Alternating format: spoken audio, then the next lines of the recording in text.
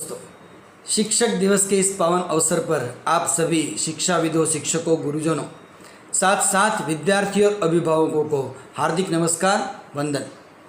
दोस्तों, सर्वपल्ली राधाकृष्णन के जन्म दिवस पर सारे भारत की हर एक शिक्षा संस्थाओं में इस बहुत ही पावन अवसर मनाया जाता है, बहुत भावपूर्वक मनाया जाता है। सर्वपल्ली नाम से हमें मालूम होता है कि उनका नाम था, लेकिन सर्वपल्ली छोटा सा गांव था जहां ब्राह्मण परिवार में राधाकृष्णन पले बढ़े। पिताजी एक छोटे से मंदिर में पुजारी थे। पिताजी के मन में यही था कि बच्चा भी एक पुजारी बनकर रह जाए, लेकिन इतने गरीब का माहौल था कि केल के पत्तों के लिए भी उनको नसीब नहीं था। उनको ले करके भिक्षान्न ले करके पत्थर धो करके उस पत्थर पर रख करके कभी कभी खाना पड़ता था। ऐसी गरीबी में पले बढ़े थे डॉक्टर राधाकृष्णन। जब 70 रुपये का उनका वेतन तय हुआ तो उन्होंने अपने मेडल्स को बेच करके अपने परिवार का गुजारा करना पड़ा था। दोस्तों, क्या आपको लगता है कि बिना लागवक के, बिना सत्ता की और बिना संपत्ति के कोई इतनी ऊंची और इतनी अच्छी सफलता को प्राप्त कर सके? आजकल जहां भी सफलता के मायने दिखते हैं तो वहां या तो सत्ता से सत्ता मिलती है, या फिर लागवक से सत्ता मिलती है, या सफलता मिलती है, या फिर संपत्ति से। दोस्तों, इसका कारण यह था कि अब्दुल कलाम साहब हो या फिर सर्वपल्ली राधाकृष्णन, दोनों ज्ञान के उपासक थे, दोनों संपत्तिहीन थे, लेकिन ज्ञान की संपत्ति में उनका कोई जवाब नहीं था। इसीलिए दोस्तों, उपनिषदों में कहा गया है कि प्रज्ञानम ब्रह्म, ब्रह्म के साथ ज्ञान की तुलना की गई है। और उपनिषदों को स्वामी विवेकानंद जी हमेशा वेदों का मस्तक कहा करते थे। इसलिए हमें ये बहुत ही स्पष्ट हो जाना चाहिए कि यदि जिसके पास ज्ञान है तो वो ब्रह्म के साथ साथ, ब्रह्म की तुलना के साथ साथ उनको भी बिठाया जा सकता है। यानी कि हर एक शिक्षक जो ज्ञान का उपासक है, उन सभी शिक्षकों में ब्रह्म का अंश हमेशा देदीप्यमान हो रहा है। दोस्तों, पहले गुरुकुल की शिक्षा पद्धति थी। हमारे जो ऋषि थे अपने गुरुकुलों में बच्चों को पढ़ाया करते थे और एक विद्या की विरासत, ये सारी परंपरा चलती रहती थी। बाद में विद्यापीठों ने स्थान लिया, तक्षशिला, नालंदा, वल्लभी। तक्षशिला में एक समय देश और विदेशों से पढ़ने के लिए आने वालों की संख्या 10,000 विद्यार्थियों की थी। 42 प्रकार की विद्या यानी कि 42 फैकल्टीज़ में पढ़ाया जाता था। चाणक्य जैसे ऋषिवर वहाँ पर बड़े प्रधान अध्यापक के तौर पर पढ़ाई करवाते थे। दोस्तों, विद्यापीठों के बाद धीरे से पाठशालाओं का आविष्कार हुआ और पाठशालाओं में खास करके जो बच्चे दूर दूर तक अच्छी सी पढ़ाई करने के लिए आगे नहीं जा सकते थे, पाठशालाओं में पढ़ा करते थे। लेकिन मुग़ल शासन और अंग्रेज शासन के बाद उस समय एक ऐसा अवसर आया कि भारतीयों की जो इच्छा थी पढ़ाई की, शिक्षा की, वो केवल एक ब्राह्मण समुदाय तक सीमित बनकर रह गई। और उसका परिणाम ये हुआ कि हम यदि हमारे दादा और दादा के बारे में हम जब सुनते हैं तो हमेशा ये सुनाई देता है कि भाई ये पढ़े लिखे नहीं थे, उनको पढ़ना नहीं आता था। दोस्तों, सारे गांव में एक आध ब्राह्मण थे जो पढ़े लिखे थे और सभी का व्यवहार चलाते थे। दोस्तों, इसके बाद धीरे धीरे ऐसी अवस्था आने लगी कि जिसे धूड़ी निशाल कहते थे, गुजराती में उसे धूड़ी निशाल, यानी धूल में बैठ करके बच्चे पढ़ते थे और अपनी उंगलियों से धूल में लिखने का प्रयास करते थे। इतना गिरा हुआ स्तर शिक्षा का हो गया था। धीरे धीरे स्कूल्स शुरू हुए और स्कूल में वही कंटेंट जो आज से सालों पूर्व मैकॉले की शिक्षा पद्धति ने दिए थे, उस समय सरकार को सरकार चलाने के लिए क्लर्क्स की आवश्यकता थी, तो उन लोगों ने उसी प्रकार की शिक्षा पद्धति का आविष्कार किया और संचालन किया था कि ज़्यादा से ज़्यादा क्लर्क बनने लगे। और आज हम भुगत रहे हैं, सालों के बाद, आज 70 साल हो चुके हैं आज़ादी के, 70-72 सालों के बाद भी आज हम हमारे आविष्कारों के लिए सारी दुनिया में इतने विख्यात नहीं हैं। हमारे हुनर और कौशल्यों के लिए हमें हमेशा कभी न कभी आत्मनिर्भर नहीं लेकिन परनिर्भर होने की नौबत आती है। सही है कि आत्मनिर्भर बनने के लिए एक नई शिक्षा नीति का अभी अभी संचालन शुरू होने वाला है, बहुत बड़ी बात है। लेकिन इसके साथ साथ हमें ये भी तय करना पड़ेगा कि कैसे शिक्षक होने चाहिए। क्या आपको पता है, आने वाले समय में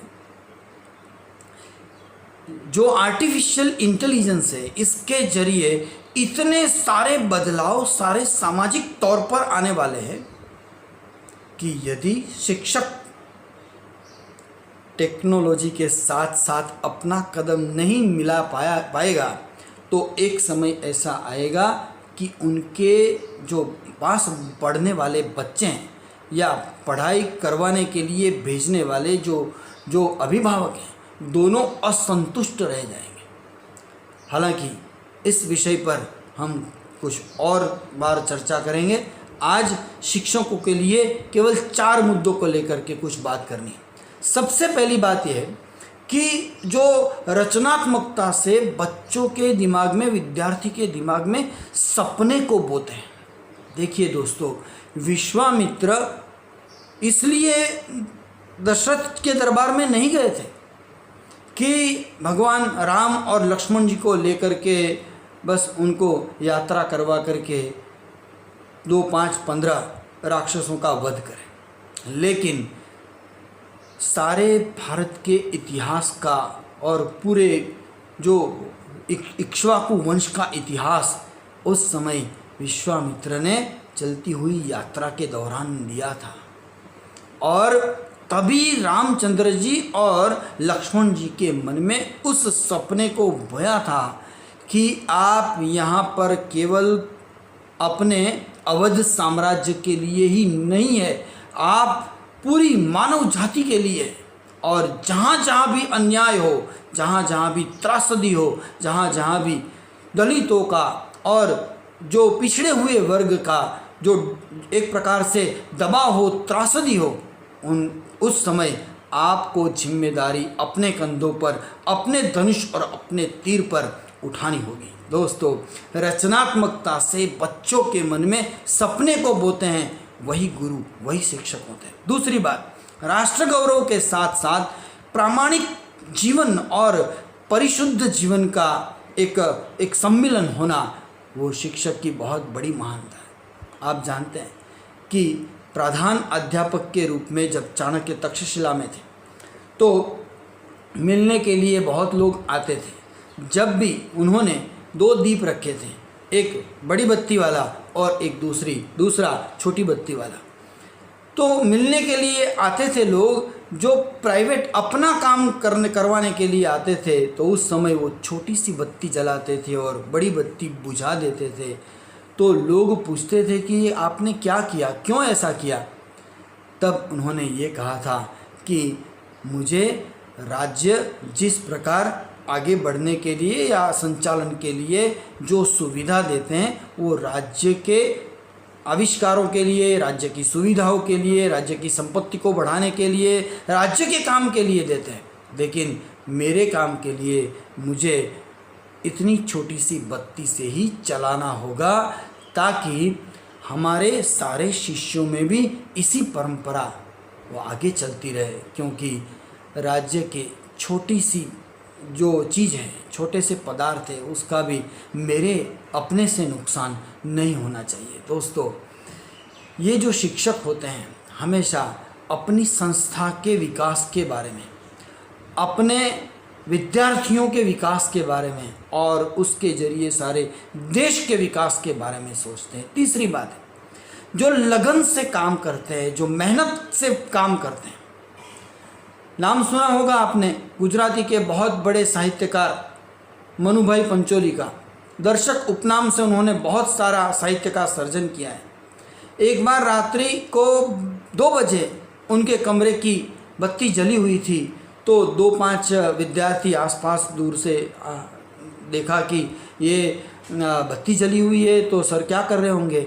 जा कर के पूछा तो पढ़ रहे थे, विश्व इतिहास का कुछ पाठ पढ़ रहे थे। बताया कि सर आप ये क्या करते हैं। उन्होंने कहा कि बस कल मेरा पीरियड है, तो मैं पीरियड लेने जाने के लिए ये तैयारी कर रहा हूँ। तो बच्चों ने हंसते हुए कहा कि सर हमें आपके ज्ञान का पता है, 2 दिन 3 दिन तक लगातार आप विश्व इतिहास के बारे में कहते रहेंगे तो रुकने वालों में से नहीं है। इतना ज्ञान भंडार माहिती आपके पास पड़ी है, तो ये पढ़ने की क्या आवश्यकता है। उन्होंने कहा था कि यदि मैं मेहनत करके अपने वर्ग में नहीं जाता हूँ तो मैं खुद को आत्मसंतुष्ट महसूस नहीं कर सकता। जब मैं खुद ही संतुष्ट नहीं हो सकता तो मैं अपने विद्यार्थियों को कैसे संतोष दे पाऊँगा। देखिए दोस्तों, ये तीसरे लेवल के शिक्षक है। और चौथी बात जो शिक्षकों में दिखाई देती है वो है आत्मीय मार्गदर्शन। जो सोई हुई शक्ति है बच्चों में, उस सोई हुई शक्ति में कौन सा नया स्पार्क है जो आने वाले समय में उस बच्चे की ज़िंदगी और उस बच्चे की ज़िंदगी से सारे परिवार की और राज्य की ज़िंदगी को बदल देने वाला है। तो ऐसी अद्भुत बात जो शिक्षक होता है ना दोस्तों, वो केवल मस्तक नहीं पढ़ता, नहीं केवल पुस्तक नहीं पढ़ता, मस्तक भी पढ़ता है। जो मस्तक को पढ़ सकता है, यानी कि बच्चों की जो एक प्रकार की सुप्त शक्तियों, उस शक्तियों को पढ़ सकता है, तो ऐसे शिक्षकों का आभार सारे के सारे जीवन भर वो विद्यार्थी कभी नहीं भूल सकता। दोस्तों, इस मूल्यवान अवसर पर आप सभी शिक्षक कोरोना के इस महाकाल में रचनात्मकता के साथ, पूरी धैर्य और स्थिरता के साथ, एक स्थित प्रज्ञता के साथ अपने परिवार की जिम्मेदारियों को निभाने के साथ साथ आपने बच्चों में ज्ञान के लिए जो 2-5 बूंदे डालने का हर दिन नियमित रूप से प्रयास किया है। हम सब आपके आभारी हैं, क्योंकि वैसे तो जो कोरोना वॉरियर्स है वो तो बाहर दिखाई देते हैं, जो एक्टिव वॉरियर्स हैं, जो पुलिस है, जो मेडिकल स्टाफ है, जो डॉक्टर्स हैं, वो सब दिखाई देते हैं। लेकिन दोस्तों, आप कोरोना के पैसिव वॉरियर्स हैं, और ऐसे वॉरियर्स को आज के इस पावन अवसर पर फिर एक बार वंदन, अभिनंदन। जय हिंद।